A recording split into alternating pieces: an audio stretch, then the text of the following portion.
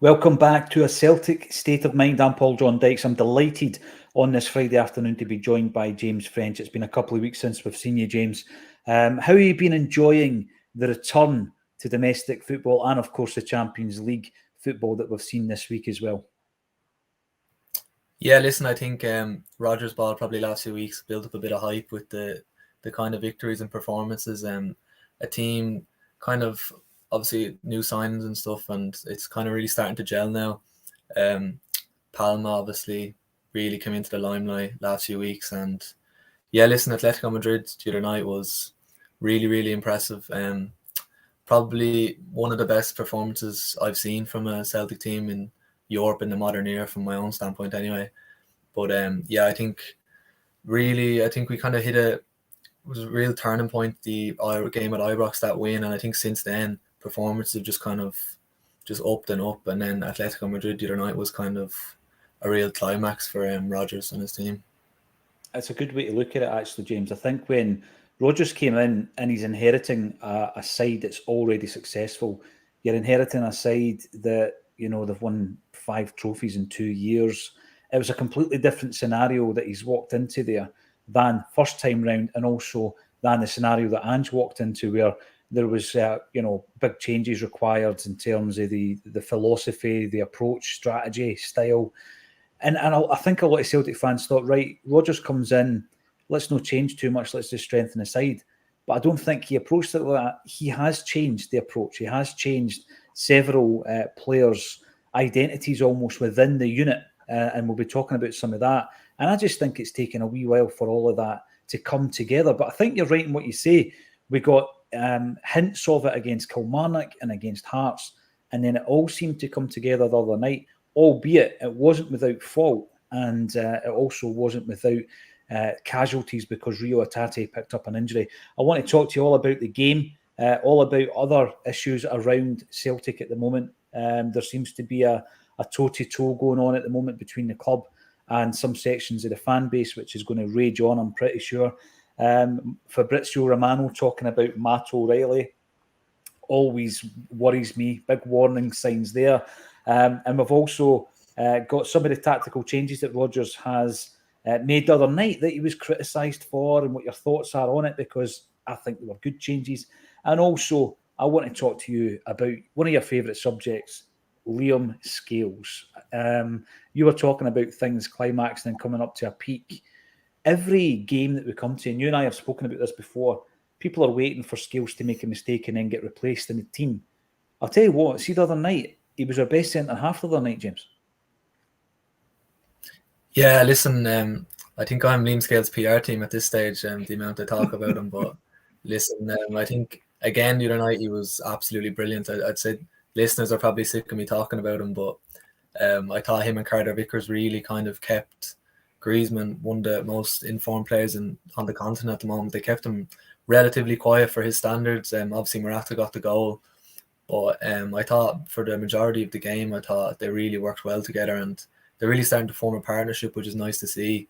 In terms of Liam, I thought obviously it was excellent the other night, but he probably made a few more errors than he usually would, and probably some of them went unpunished. You're coming up against Atletico, which is one of the best sides in Europe. I think you're kind of, there's going to be a couple of errors, just kind of the way it is. We're trying to play out from the back against one of the best sides in Europe. We're trying to be aggressive, and it's just something that's going to happen. But I think them kind of mistakes kind of went unpunished, and we just he was just really solid for the whole game. And I thought the backline as a whole was really kind of came together, and like, Celtic aren't used to, especially Rodgers' side, we're not used to kind of sitting in and having to dig deep and really dig out a result. And I thought we really did that, in particular, obviously, Carter Vickers, Scales, but Johnson and Taylor as well. I think people obviously point to Taylor for the penalty, rightfully so. He's been caught, and it's a harsh penalty, but he does get caught and give away the penalty. And it's another one where do we need another replacement at left back? It's a question that's kind of been asked since the end of at the end of last season. Do we need an investment in that position? But I think, yeah, defensively the other night we were really good, and Liam Scales again, the man of the moment in terms of our performance as a whole. Yeah, he definitely was. And there comes a point, we've seen it with the evolution of Tony Ralston, the rebirth, the resurrection of Tony Ralston. There comes a point where you no longer start speaking about, when's he getting replaced, who's coming in to replace him. You then accept, and it's something you said a few weeks ago, you accept that he's in it for the long game. And Scales, I just think, challenge by challenge, he is stepping up to he's definitely stepping up to the plate. He spoke about the game against Feyenoord and how obviously he knew it was going to be a step up from what he's used to. And I think now, with 3 Champions League games under his belt, he's starting to look more comfortable. You're talking there about some of the other defensive players that we have who are playing week in, week out. What I want to ask you, though, James, is in terms of the centre-half position, and at no point would I be suggesting that it changes, where are we with the 8 centre-halves that we've got? Because there needs to come a point, there was an emergency, there was an injury crisis, we had to go into the market. We had already bought Nawrocki and we bought Lagerbielke, we also brought in Nat Phillips. We have retained Liam Scales, who might have left the building in the pre-season otherwise. And obviously, we're going to have Stephen Welsh back from injury soon. But we do also have other players in there as well, Iwata and Kobayashi. Now, my suggestion is, once we get to the January transfer, Nat Phillips will probably go back to Liverpool. And once we get to either January or the summer, we will move on Kobayashi. Lagerbielke's not been playing either, though. So how many centre-halves do you think it's safe to run with here? Is it, have we basically had our fingers burned and we keep 5? Or do you think it's safe to run with 4? Yeah, I think probably modern football nowadays, I think it's kind of 4 centre-halves. You have rolling on the team at all times. I think obviously Scales, Carter Vickers are kind of first choice at the moment, deservedly so. Nawrocki, whether he comes back into it or Lagerbielke, maybe it's kind of all kind of questions that we can't really yet be answers until we see kind of mistakes from both centre halves. You can't drop Carter Vickers, and you're not going to drop Scales unless he kind of has a poor performance. So it's kind of a curious situation, because obviously we had that massive injury crisis at the start of the season. Obviously brought in Phillips. He's kind of taken a while to get sharp. Obviously, I don't think he was involved in a single match day squad for Liverpool in pre-season, so he was always going to take a while to kind of get up to speed. And Scales has kind of looked better than Phillips, which is surprising to me. Kind of Nat Phillips come from Liverpool, you're expecting big things, but I think for me it would probably be Carter Vickers, Scales, Nawrocki, and Lagerbielke at the moment would be the 4. But even a guy like Stephen Welsh, like I think a lot of the academy players in the first team at Celtic kind of get a bit of a raw deal at times. Mikey Johnson, Ralston, Welsh, I think people don't really have time for them, and I think Stephen Welsh is a really, really good prospect in my opinion, and he just needs game time. And I'd love to see him get a move in January. You see Boston Loyals at Fleetwood in League One absolutely thriving, got his first professional goal the other night. It was a cracker, and he's doing really well for the Irish 21s as well. So like it's like Scales going to Aberdeen, he got consistent game time, he just came back. We've seen that the pathway is there if we get these guys out on loan to either Scottish Premiership teams or teams over in England, and I think that could definitely be the case with Welsh. Even Kobayashi, who myself I'm probably not that sure on, but he needs a move and he needs game time, and he's come from Japan obviously, and he needs to get accustomed to Scottish football, which is it's a big transition coming from Japan obviously. But I think Cameron Carter Vickers and Scales are kind of undroppable at the moment. Nawrocki, I really like to look at Nawrocki, and I think he should be given a chance to come in and impress when he's able to. But for me, the four centre backs would be definitely Carter Vickers, Scales, Nawrocki, and Lagerbielke, who I think he's still quite raw, but he's shown glimpses of what he can do. I think he has that potential to become an important player for us. Obviously, got his first goal for Sweden, so there's a lot of potential within our kind of centre half situation. It's exciting times really for our centre halves. No, it is, because I think your unexpected person, the unexpected individual within that is Liam Scales, and as you say, it's not just for backup. He's the guy that starts the games at this moment in time. What did you make in that Phillips' performance? I was fully praised for him, and it will take us on to the actual tactical change that Brendan Rodgers made at that time. But I felt that, we've seen enough the other night from him to know that he does have that defensive quality. I'm not too keen on him going forward. I think he's much better at just winning headers, winning tackles, and his passing, his distribution, and the range of his distribution looked pretty impressive as well. However, because of the situation that we're in, James, I do think it's very much a short-term deal for Phillips. But were you impressed with him the other night? Yeah, I thought he was solid when he came on. Like, he obviously has that European experience, which is it's going to be crucial to any Celtic side in Europe. Obviously with the turnover we kind of have every summer, we need guys that have played in the competition before, and he's really kind of useful for that extent. But yeah, I was impressed with him. I think he obviously adds that bit of steel to that back line. Rodgers obviously switched to the back three, which kind of got him a bit of flack, but I thought it was the complete right move. Like, I think anyone who kind of criticised them going to a back three is kind of looking at it really naively. Like, Atletico had just kind of taken over the game, and bringing in a guy with Champions League experience like Phillips was the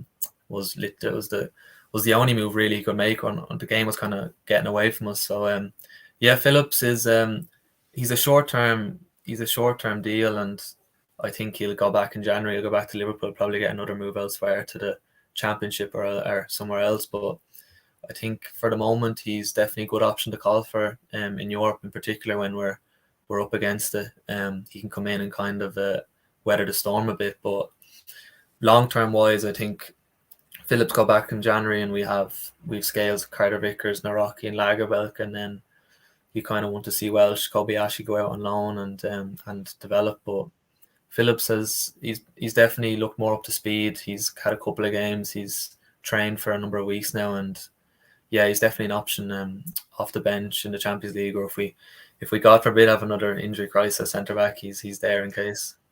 I know, I don't want another one of them for quite some time, James, but I agree with that. I think that it gets to the point where you look at the successful loan deals for Liam Scales, the most recent one, of course, but also Callum McGregor speaks about his time at Notts County and how beneficial that was to his career. And look at him now.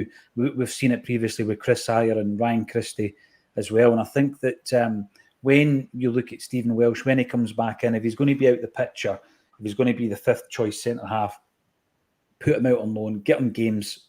And I think that it will benefit him to come back after half a season of first-team football. Brendan Rodgers obviously rates him. He's given him his new deal.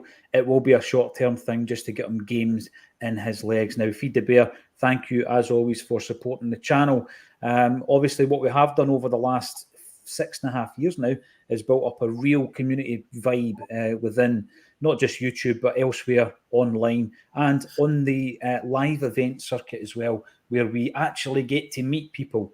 And you're always faced with that same comment, you look completely different in real life. I don't know if it's good, bad, if they expected me to be 6'5" or 4'5", who knows.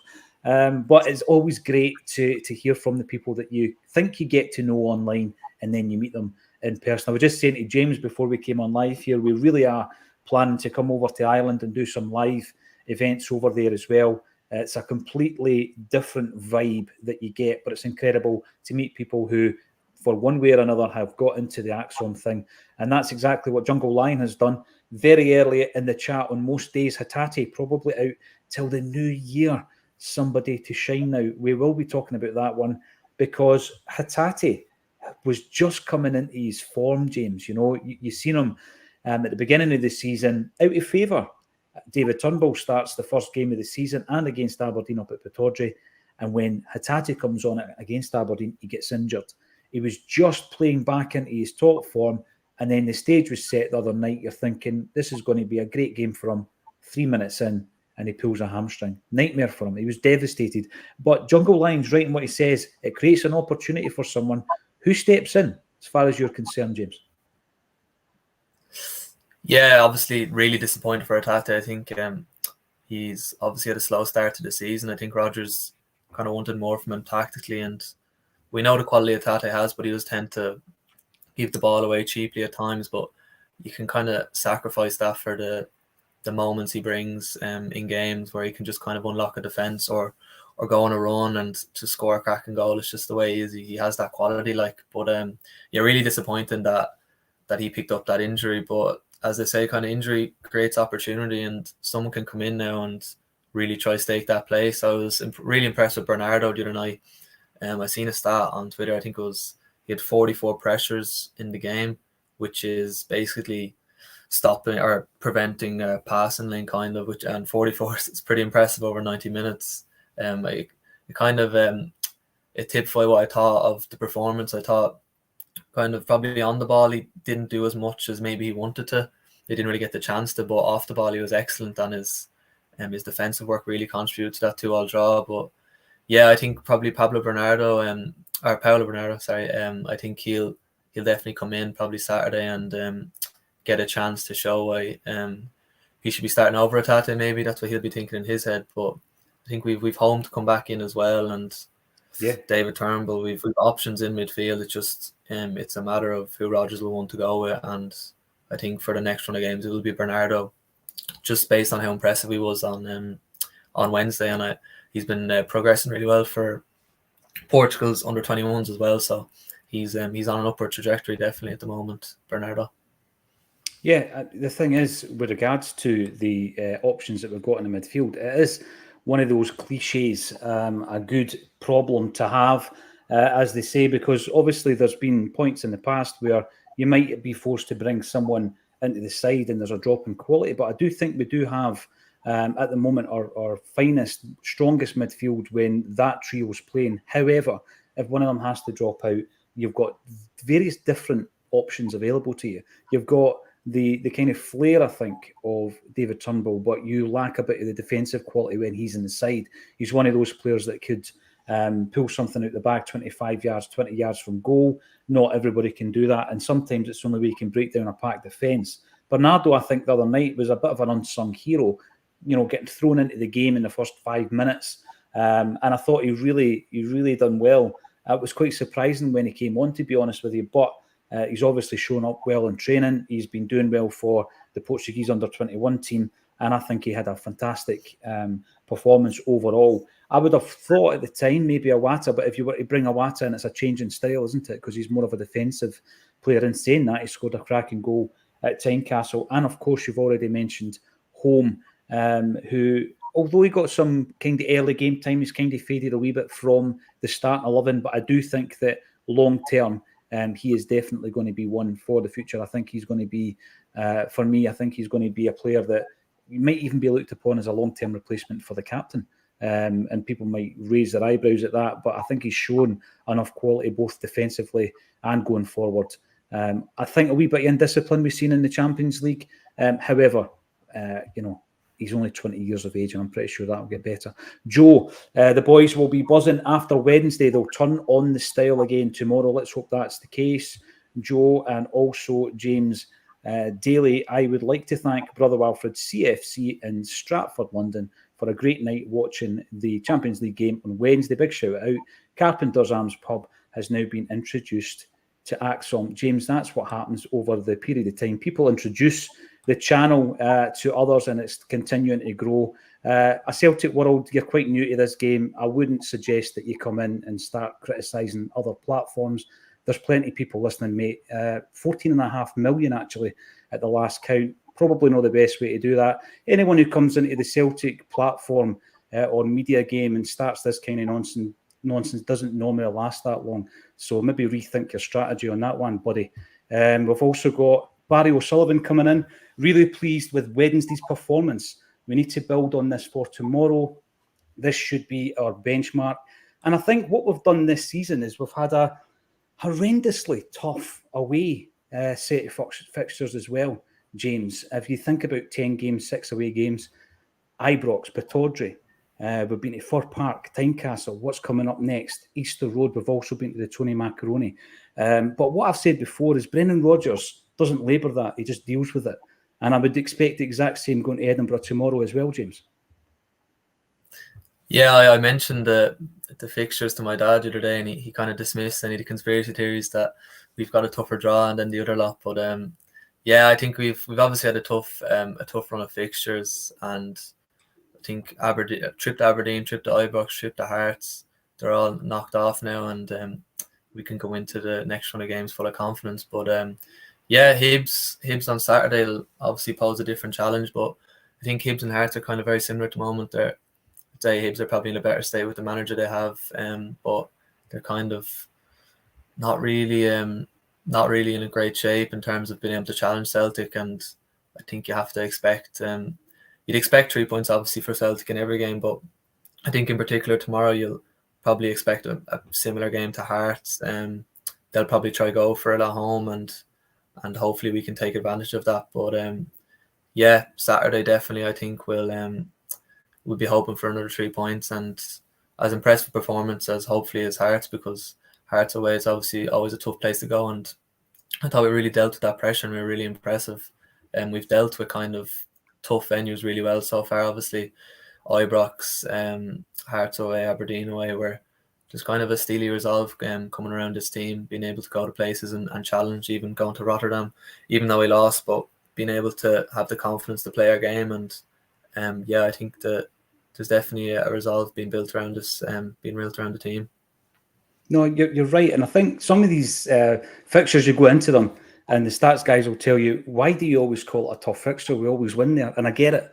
But I think a big part of the Tynecastle fixture has always been that atmosphere. You're walking into an environment often that's been kind of toxic in the past, James. And, you know, what we have been talking about recently is ticket allocations. The club this morning has just released what we're getting for Ross County. It has been a big discussion point because I think when you're looking at Scottish football, now you're over in Ireland, and, you know, for many, many years, I just thought that there was always going to be a huge interest in Scottish football through obviously the Celtic connection. And I think over the years, for a number of reasons, a lot of people are more interested in the English game over there. James, you can correct me if I'm wrong.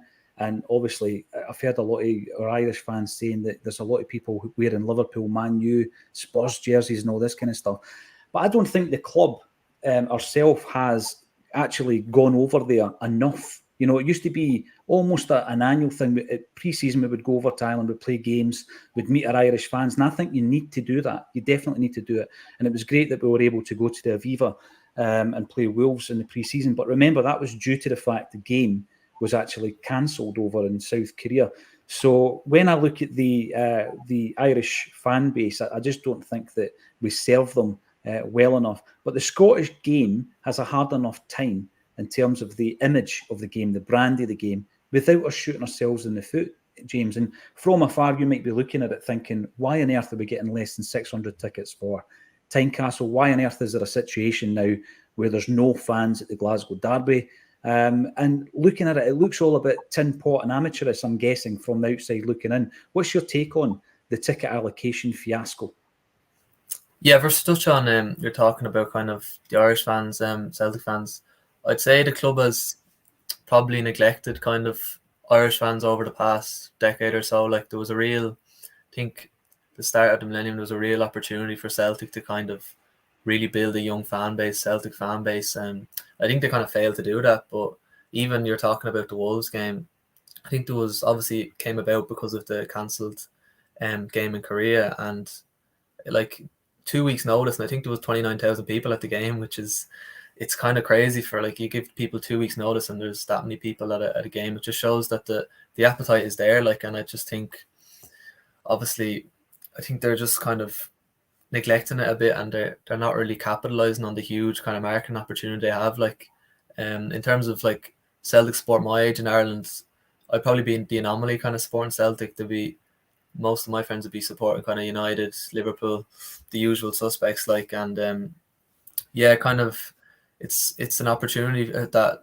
Celtic as a club have kind of failed to grasp with the Irish support. But even I think Liam Scales, obviously coming from League of Ireland, a lot of Irish fans following his progress, and that's it's really been an inspiration for a lot of Irish players and Irish fans at the moment. They're kind of really looking at Liam Scales and seeing that there's a pathway to Celtic there to get into the first team.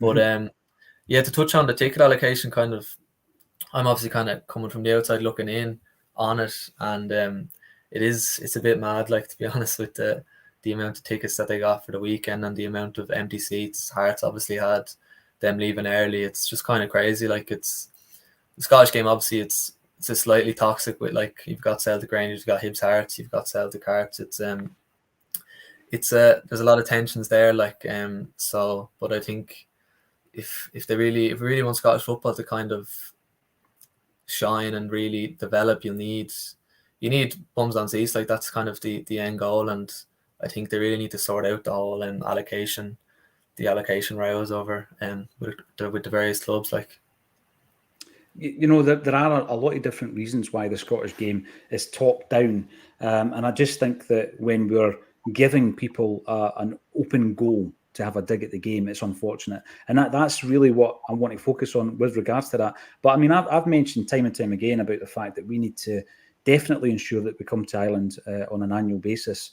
And people say, you know, that the fixtures would be very, very difficult. You know what? Since the qualification for the Champions League has been, you know, directly into the groups rather than a number of different qualification rounds, I think that's been a poor excuse, and one that we can't really pin our colours to. With regards to who plays in the game, a Celtic side of some description. And I think that when we look at the B team and the fact that it's very, very difficult for young players to break through from the B team to the first team, it's almost impossible, actually, at this moment in time, because they're playing fifth tier. There needs to be a situation where we can take Celtic sides, which could be a hybrid of young players, fringe players, or one or two coming back from injury. And we could come over to Ireland quite easily. It wouldn't be that difficult to organise. Mikey Boy supporting the channel, and I really, really appreciate that. Thank you very much for that. And if you also want to support some of the charities that are involved in, then please check out the links underneath this video. There's a massive charity ball tomorrow night for wee Jamie Tierney, who is fighting Duchenne muscular dystrophy. We will be in Glasgow on Tuesday night with special guests, ex-Celtic players, including Pierre Van Hooijdonk and George Cadet, who are flying over from Amsterdam and Lisbon, respectively. And we'll be doing a wee charity drive there for wee Jamie as well. And we'll keep pushing that as long as we possibly can to help Jamie and his family. Thanks, everybody, for getting involved. Brendan Monaghan, please do come to Ireland. We're definitely coming to Ireland. There's no doubt about it. There's so many people asking. It's just a case of getting the logistics right.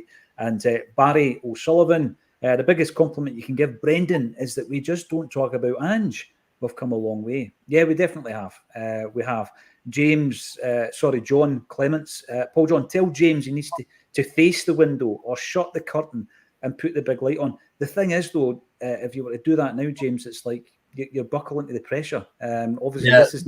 This is now what people expect of you. The Shamrock Shadow. I was given the tag Shamrock Shadow, so I have to kind of embrace it now and keep it up. Like, you do. I mean, I could send over a wee light. I think Jerry was going to send one over to you as well. But you know what? It's one of the things. We've got contributors from Ireland, Japan, New Zealand now, as well, and Australia. And it's great, actually, to be able to bring everybody to the discussion. Sometimes the sound or the Wi-Fi or the picture can falter a wee bit. But what we're doing here, actually, keep your eyes peeled for a different look on this particular show. We've now been running the Acsom Bulletin for 3.5 years. Never missed a beat, every weekday and every single match day as well. But as you've maybe heard, I'm now in my own wee studio here, and we're going to change the way that this all looks. So it looks less like a business call and more like a studio environment. So keep your eyes peeled. As soon as I figure out how to use the tech, it will look different. Double Denim, big supporter of the channel. Always great to see you.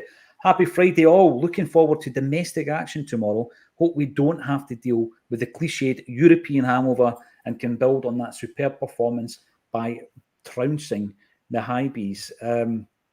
Yes, I mean, in terms of these away games, it has been a very tough run of fixtures, but the way that I'm able to deal with that, James, is I'm saying to myself, well, we're going to have a good run of home fixtures, you know, following it as well.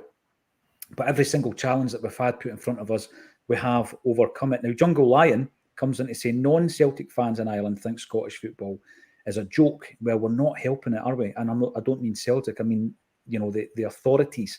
Pete McGee points out rightly that we all know how this ticket fiasco started. And it was obviously Rangers that started the ticket allocation fiasco, and it is continuing. Joe Hamilton wouldn't recognise you in real life, James. Interesting, eh? It really is. But you know what? This is part of the fun. It definitely is part of the fun of being on the stream. And Martin Davey, you can move Calmac to the 8 and put Awata to the number 6. Right, okay. We'll be talking about how we're going to line up tomorrow. I don't think there is any changes happening in the back five. You said earlier on that Greg Taylor seems to be the go-to guy for criticism. And I can see it the other night. He was the man that gave away the penalty. He was also the closest defender to the cross ball, which could have been snuffed out a wee bit sooner. In fairness to him, I think he was doubled up on at that stage. But he did make that pass down to Maeda, down the left wing, to set up Palmer's goal, James. And it's easy to focus on, little things that he's done wrong. Let's not forget he's had 2 brilliant seasons in a Celtic jersey and an inverted full-back role. Bit of a revelation in there, actually. And he's still doing things like he did the other night, setting up the secondary assist for Palmer's goal. Is he getting too much of a hard time in your view? I think start of the season, Taylor obviously started slow, and new system, new manager, it's kind of expected.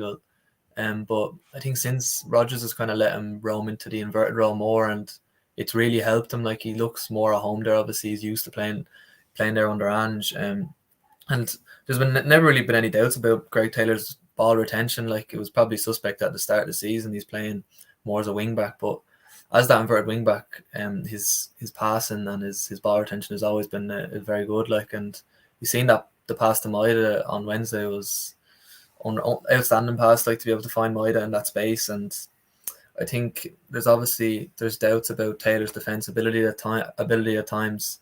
In particular, his kind of physical attributes leave a lot to be desired. And I think when you're playing in Europe, you're playing against teams with pacey wingers that are big, strong, quick, and I think they kind of can get the better Taylor, which is, it's not something you want going into a European game or European campaign. You want kind of strong fullbacks, in terms of their physical attributes as well. And I think that's probably Taylor's biggest deficiency is his pace and his strength, and it's not really something he can do a whole lot about. It's just kind of something Celtic will have to deal with, and we've obviously Maeda on that left side that will compensate. He'll track back. He works tirelessly, and yeah, but I just think there's definitely probably scope for improvement at left back. Obviously, Bernabé he's kind of off the boil, but Taylor, there's definitely, it's a split in fan opinion over him. But I think Atletico Madrid, he probably got a bit of a kind of raw deal. Really, he obviously set up the goal, and the penalty is harsh. But I think going forward in the future, we need someone kind of compete with him for that spot. Ideally, someone probably better kind of physically in terms of pace and strength. But in terms of domestically, Taylor at that left back position, I think his ability to invert and his ability to find them passes in the final third is really useful domestically, and hopefully we can see that on Saturday again. When I'm looking at the whole makeup of how we have approached the recruitment, which has come under focus and come under the microscope, even the other night there, where you're thinking 2 or 3 more players of real quality makes a massive difference to that side, and the way that Brendan's able to deal with what he's got and develop, obviously, and improve the players that he has at his disposal. I think that it wasn't a case of us not identifying it, James, and I say this, we've gone in and we've shelled out for Bernabé. So in terms of the investment for Celtic, it's a decent investment. If you look at that kind of £4 million area in terms of a player coming in, who have we bought around about that? Well, Starfelt was 4.5, Kyogo 4.5, Nawrocki 4.3, and then you've got Bernabé just under 4 million. So it's a decent enough investment. Good age profile in the player, first ever Argentinian to play for Celtic, but it's just not worked out. And so we knew and we identified that we needed to strengthen that area of the park, albeit to challenge Greg Taylor, because he played really, really well under Ange for 2 seasons. And he's not made that challenge. He's no longer even an option off the bench. So I think that it will get to that point where you've just got to look at the fact that it's not worked out for Bernabé. You move him on. I don't even think it's a loan deal.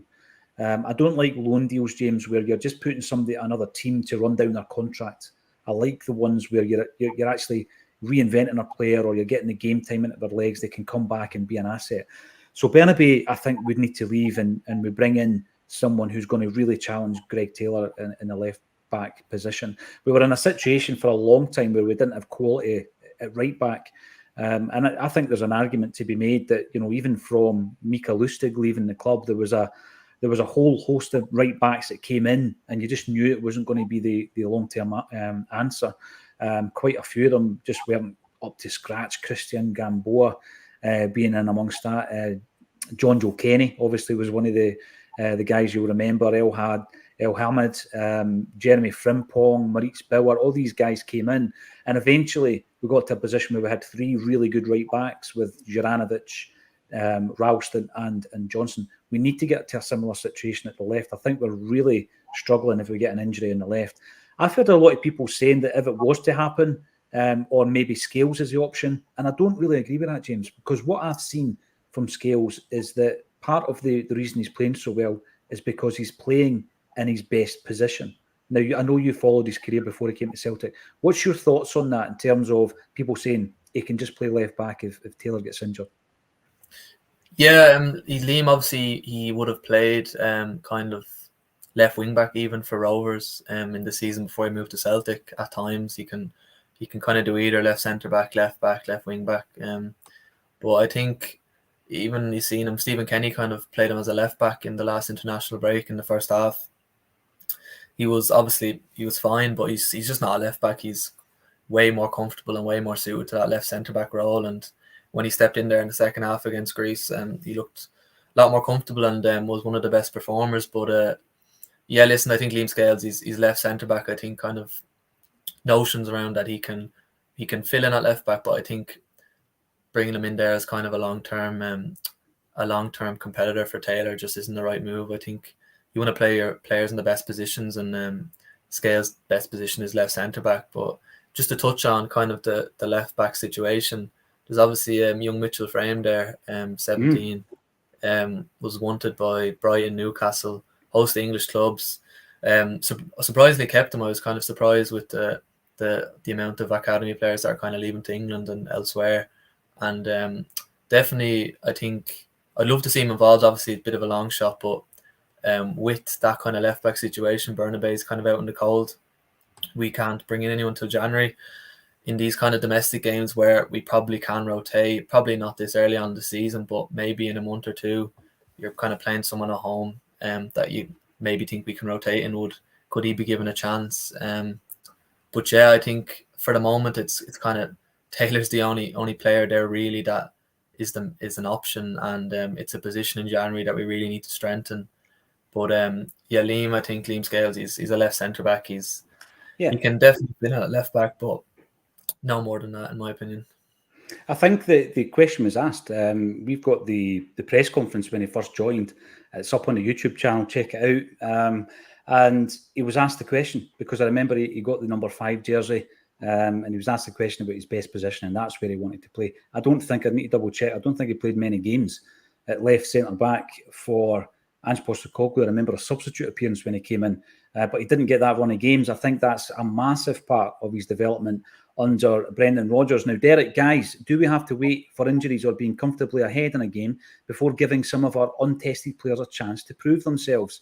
There's a few guys in that bracket I would suggest. I'm going to be asking James about Mikey Johnson, who obviously has done really well since getting his first game for Ireland under Stephen Kenny. He's now had 6 appearances, scoring 2 goals and getting a man of the match performance. So he's one of those players, I guess, he's actually never kicked a ball, James, under Brendan Rodgers. Now, do we write him off? Has he had enough chances? Where are you with Mikey Johnson? Yeah, obviously, Mikey kind of broke on the scene. What was it, kind of under the end of Rodgers' reign, start of Lennon's reign. I remember going to see him. I went to see Celtic Wren, Europa League. I think it was under Neil Lennon at home. I think we won maybe 3-1, 4-1. And I think Mikey scored 1 or 2 goals. And he just really excited me at the time. He just looked like he was going to be a Celtic player. And obviously, injuries haven't helped. I think he's a good attitude, Mikey. And I think it's definitely nothing to do with his kind of off the field behaviour or anything like that. I think he's just been really unfortunate with injuries. And he's so much talent, and it's kind of frustrating. I think obviously Andrew's first season, he obviously was given kind of some chances and didn't impress, but he just kind of looked like a player under pressure. He needed that move, obviously, to Vitória de Guimarães in Portugal, and I followed his kind of loan journey there, and it's similar to since when he played for Celtic under Ange, just glimpses of brilliance and not enough consistency. And I think that's probably going to be kind of the tale of his Celtic career. I hope it's not. I hope he does a Liam Scales and he proves me wrong. But I think if you compare him to Jamie Forrest, is there a huge difference in ability there? I'd argue that. I think Forrest, brilliant stalwart to the club. I think he definitely still has a role to play in this current Celtic team, but I kind of doubt that there's that big of ability gap between the two, that he doesn't deserve to be in any match day squads. But yeah, I think a lot of Celtic fans will have written him off, and I think it's fair enough, considering the career he's had at Celtic so far. Brilliant player on his day, so much talent, but I think just for the betterment of his career, I think he needs a move. I hate saying that about Celtic players, because obviously you want to have your best players at the club, but I think he's a guy that just needs a move. He needs consistent game time, because he's so much talent, and I'd hate to see him not kind of reach that potential that he shown early in his Celtic career. Yeah, 24 now, James. He can't be sitting kicking his heels. At this stage of the season, he's not played a game of football for Celtic. And I know why people would say, move on. We've got other players. We've got Yang obviously looking to break into the team. We've got a player in Marco Tilio who's not yet made an appearance due to him having an injury when he came to the club. And of course, we've got Rocco Vata, who hasn't had a look in yet. Now, Daniel F., what an offer this is. I'll come and give the Acsom studio a makeover. Did interior design at uni. Well, the situation, if you want to look at the streams, 2 weeks ago on the Monday, I was in the old place in Dalkeith, and on the Tuesday, I was here. So obviously, quick turnaround, and gradually what we'll be doing is we'll get all the equipment up to speed, because we are using a temporary setup at the moment, and then slowly but surely you will see a change to what is being described as a prison cell. How do you know it isn't? Maybe that's what's happened. And I've got my 1 hour online access every day. Danielle, give me your advice. Give me your ideas about what should be behind us here. And as I say, the look of the actual the screen is going to be completely different. When we did our very first stream, I always remember doing that. And it was during the pandemic. And I think until recently, 147 people had viewed that particular stream. We were just trying something new. It seemed to catch the imagination because no one was able to leave the house. 12:30 was a good time for it.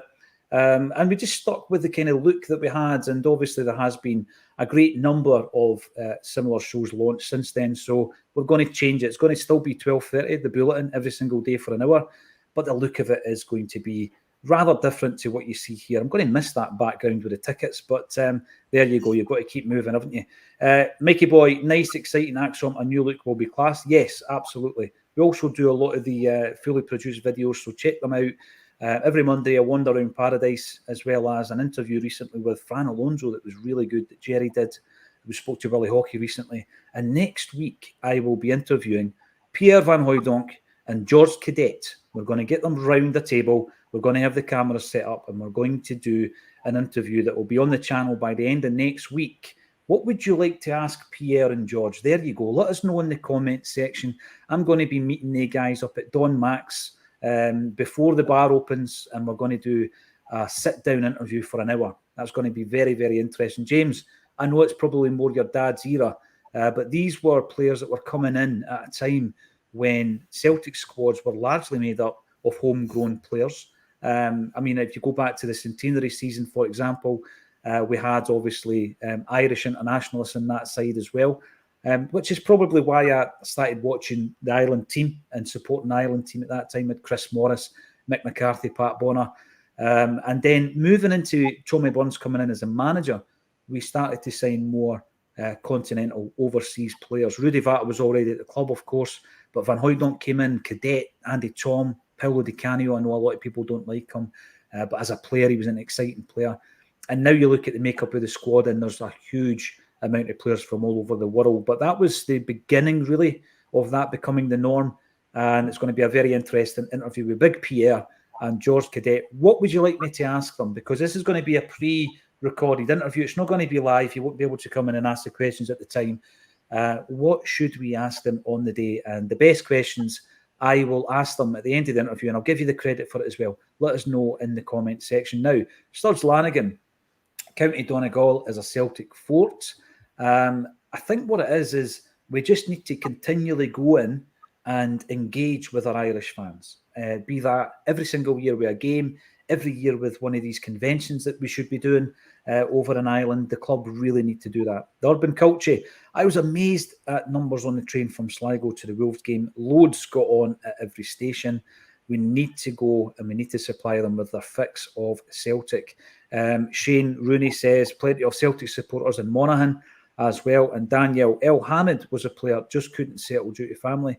Absolutely. He was one of the guys that really was hit hard during the pandemic as well with regards to not being able to see his family.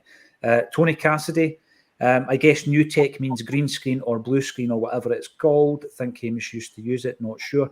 What we're going to go for, Tony, is a proper studio setup. So we'll be sitting in a wee studio. I'll be presenting the show from that, and we'll be using the proper cameras rather than kind of GoPro webcams, whatever. And then obviously we'll dial in our contributors from all over the world. So we won't miss a beat, but it will look a little bit different. And let's not forget Jeremy Frimpong, Pete McGee, you're absolutely right. He was a phenomenal talent. I'm not sure he was a great defender, to be fair, but he was a right back. Studs Lanigan, please do, Danielle, because it reminds me of a prison cell. Okay. Thank you very much for all your feedback. We take it all on board. Now, when we're talking about the game the other night, I think it would be remiss of us, James, to talk about that match and not mention the contribution, not just for the game, but all season, of Matt O'Reilly, who is now gaining traction of the likes of Fabrizio Romano, who is Sky Sports profile. He's got a high profile. He's a personality online, and he breaks a lot of transfer stories, etc. What I didn't want to see from Fabrizio Romano is a picture of Matt O'Reilly and a suggestion that obviously the Vultures will be circling Celtic Park. We know that. We absolutely know that. Every single time we've got a real talent on our hands, we know that we're going to have to battle with big bids. What I found interesting, though, is that he said if he was to leave Celtic, it would be a Scottish record fee. Now, we know that Kieran Tierney went to Arsenal for 25 million. We know that Jota went to Saudi for 25 million. Fabrizio Romano is suggesting here, James, that he's worth more than that. What's your take on it? Yeah, listen, Matt O'Reilly's obviously had a brilliant season. Rodgers, I think there was a lot of talk at the start of the season that Rodgers would help kind of our midfielders kind of go to the next level, i.e. O'Reilly, Atate, kind of similar to what he done with Armstrong when he came in, Ryan Christie then near the end of his reign. But yeah, O'Reilly, I seen that Twitter post by Fabrizio Romano, and I'm convinced he's a Rangers supporter at this stage with the kind of the amount of tweets I see him of him kind of promoting Celtic players that seemingly trying to get them a move. Because I heard on a podcast that players to kind of get in contact with him and ask him to kind of tweet about him or whatever. Hopefully Matt O'Reilly isn't doing that. I doubt he is. But I think Tierney was obviously the British record 25. I think we should be looking for plus 30 plus for Matt O'Reilly. One thing that a lot of people kind of probably have forgotten, I know he's Danish international now, but he's homegrown in England. So if an English team wants to buy him, they won't have to register him as a foreign player, which is kind of a big reason why a lot of the English players go for the big fees. So Matt O'Reilly kind of he's a lot of benefits in terms of that as well. And there'll be Premier League teams kind of sniffing all over him, I think, in the summer, unfortunately for us.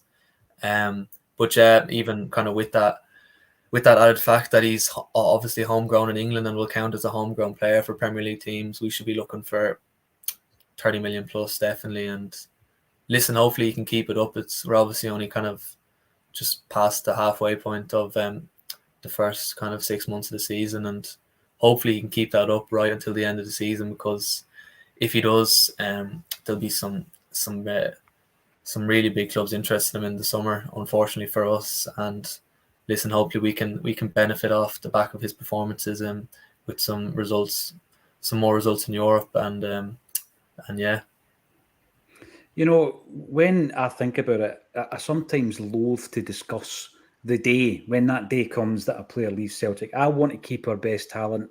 And I remember Colin Watt and I did a show. We were in Stirling one day where we used to record, and the guest couldn't make it. So we had a 1 hour slot, and obviously you're getting charged by the hour. So we said, we'll just do a greatest 11 over the last 10 years. We were obviously short of ideas, and we ran with that.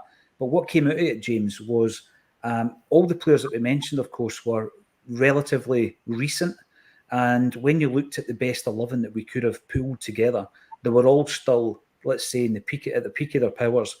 And you looked at the team and thought, wow, we could have really made a dent in Europe. Now, I know that the strategy, the whole process is that we buy to sell. I get it. Which means that the crossover of a Matt O'Reilly with, you know, an Odsonne Edouard and a Moussa Dembele, it's not going to happen because they're all going to be moving out that revolving door. And that's frustrating for me as a Celtic fan. I'd love to have a plan that's more than 18 months. I'd love to have a plan that's more than 3 years where we can assemble a group of players, keep them together with a manager like Brendan Rodgers or Ange Postecoglou and really see what they can do in Europe. Will that happen in my lifetime? Probably not. I mean, you just have to look at the pre-season there, where we've lost 2 first-team players, Carl Starfelt and Jota being the biggie, of course. And all you need to do is go down the transfer windows. And, you know, we've done it a hell of a lot at the time, haven't we? We've done it with Kieran Tierney, right back to Aidan McGeady, Victor Wanyama, big players, Chris Ayer, who leave the club and they go to pastures new and they do something like Van Dijk and win European Cups and they win English titles, etc. So I hate talking about it because I'd much rather keep all these guys and see what they can do for our team. But when Matt O'Reilly's putting in those performances in the Champions League and he's winning the player of the match, it's only a matter of time before the big clubs, and I'm using big club in comparison to the offer we already had from Leeds for 10 million. Once they start throwing their hat into the ring, it's very difficult for a club like Celtic. And what I mean by that is the financial restrictions of Scottish football to hold on to the talent. So I'm going to enjoy him while he is here. And we've got Brian Mitchell as well. The thoughts of Pierre and George on Fergus McCann will be fascinating. Yes, they will. Obviously, I've seen during the week there that there's going to be a 2-part Fergus McCann documentary coming up on the BBC. Which I think will be a tremendous watch. So check it out. It was mentioned on the social media channels. What will Pierre and George think of Fergus? Well, I'll ask the question, absolutely.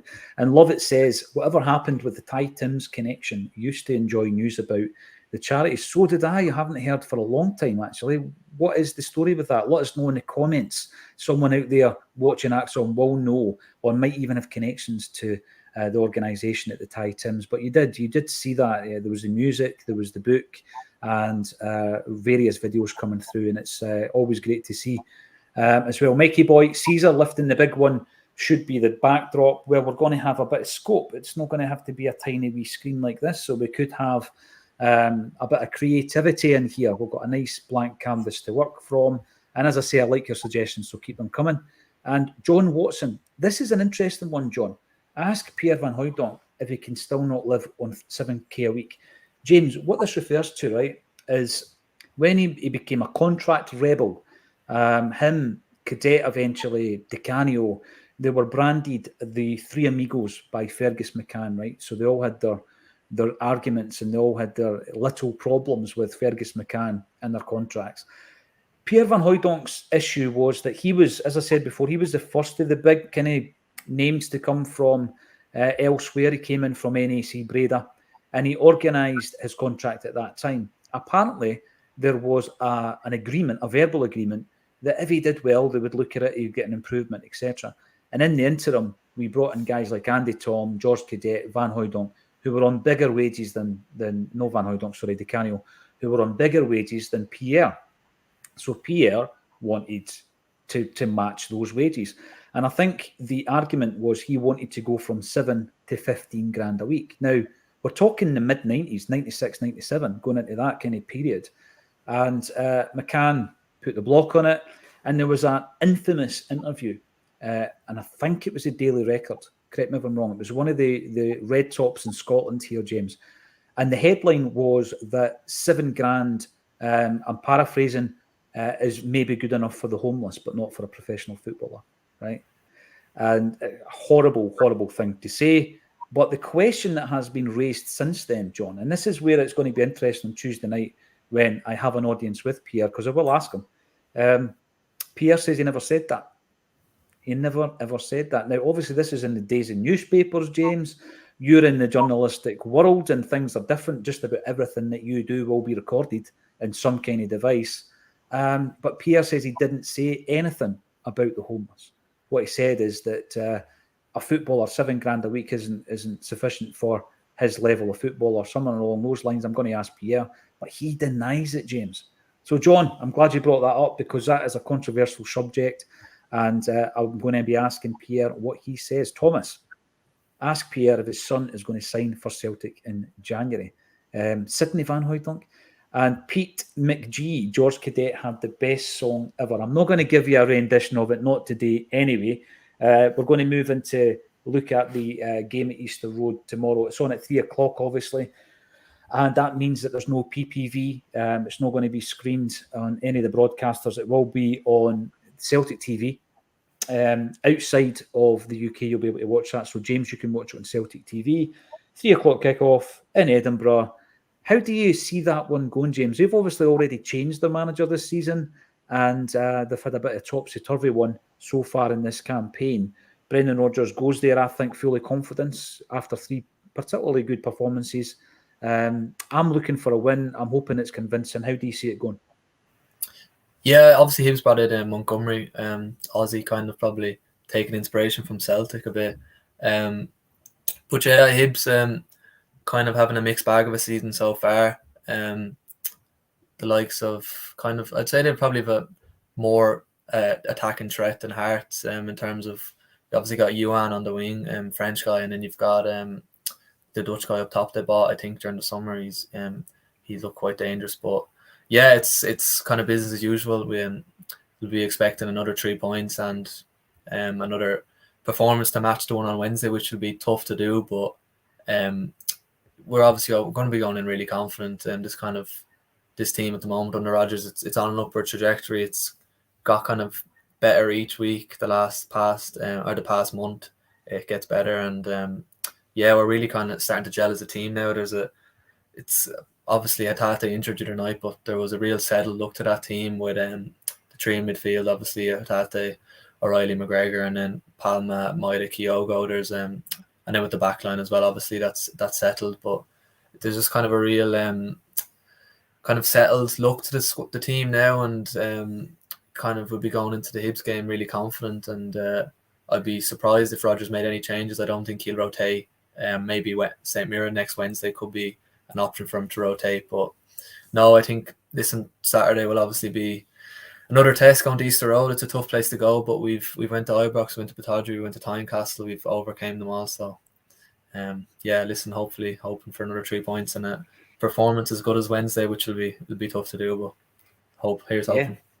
Here is hoping indeed. After that, of course, we've got our next league match is against St Mirren, followed by another away day at Ross County. So they just keep coming thick and fast. I think Brendan Rodgers spoke about 21 games in 7 weeks. That's astonishing, isn't it? No, 21 games 7 weeks, that would be a wee bit too many. 7 games in 21 days.